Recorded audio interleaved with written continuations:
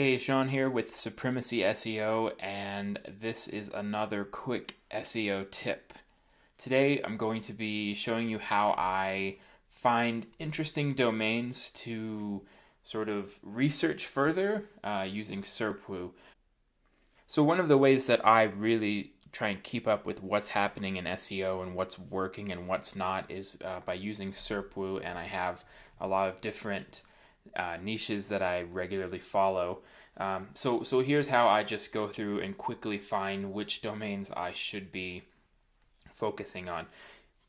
So the first thing I do is I set the the range to 21 days. And you can play around with that, but I found 21 is enough where you can sort of get an overview of what's happening. So then we have all these domains, and this, by the way, is a disaster. Google's really been shaking up some things in the SERPs lately, and this is for the search term SEO company. So I go down the side here and I just unclick the really big brands, the things that I recognize at least. Maybe there are some here that I don't recognize that you do. So just unclick those, and then I'm left with a few domains. And what I do next is I go through and I look specifically at the age. So this one's 15 years old. That's out. What I'm looking for is newer domains, or domains that don't have a lot of authority yet.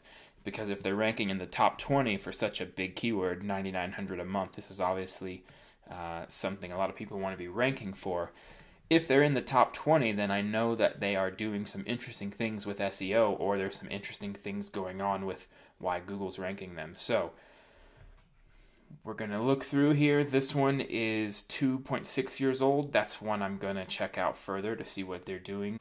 So that's 2.6, and really I'm looking for anything like 5 years and earlier.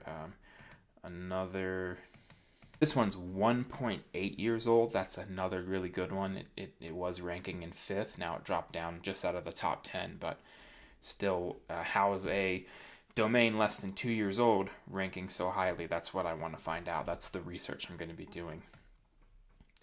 This one doesn't have an age listed, but it has no authority here, and yet it ends up around 9th or 10th spot, so I'm going to be looking for that one as well.